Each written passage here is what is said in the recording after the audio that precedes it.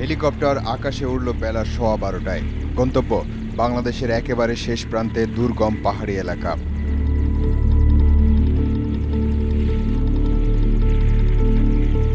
কিছুক্ষণের মধ্যেই চট্টগ্রামের সমতল এলাকা পেরিয়ে হেলিকপ্টার উঠতে লাগলো পাহাড় সারির উপর দিয়ে। উড়ালের সাথে সাথে পাহাড়গুলোর উচ্চতা আর চেহারাও বদলে গেল। এভাবে ৪৫ মিনিট।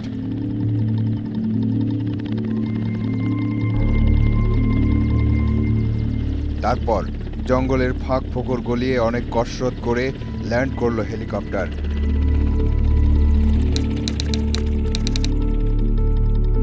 হেলিকপ্টারে মাত্র ৪৫ মিনিট, কিন্তু প্রচলিত কোনো রাস্তা না থাকায় থানচি উপজেলার এই দুর্গম স্থান বান্দরবান শহর থেকেই প্রায় ৩ থেকে ৪ দিনের দূরত্ব।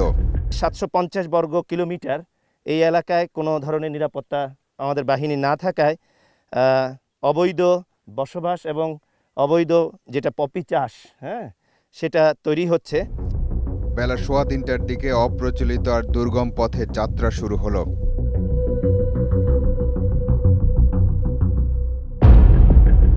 সমতলে আর পাহাড়ে দীর্ঘ পথ চলার মধ্যে পার্থক্য অনেক। পথ এমন যে সেকেন্ডের অসতর্কতাও বড় ধরনের বিপদ ডেকে আনতে পারে।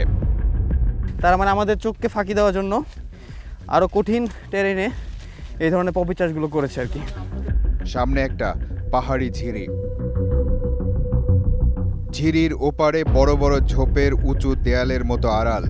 যার সন্ধানে এই ঝুঁকিপূর্ণ পথ পাড়ি দেয়া তা সাধারণত এমন ঝিরির পাশে এসব ঝোপের আড়ালেই থাকে। ঝোপের আড়ালে রাখা ভয়ঙ্কর সুন্দর এবার চোখের সামনে উদ্ভাসিত। পপি। এই পপি ফুলের সৌন্দর্য নিয়ে কোনো বিতর্ক নেই, যেমন বিতর্ক নেই এর ধ্বংসাত্মক ক্ষমতা নিয়ে। জানুয়ারির এই সময়টা পপি চাষের একেবারে উৎকৃষ্ট সময়।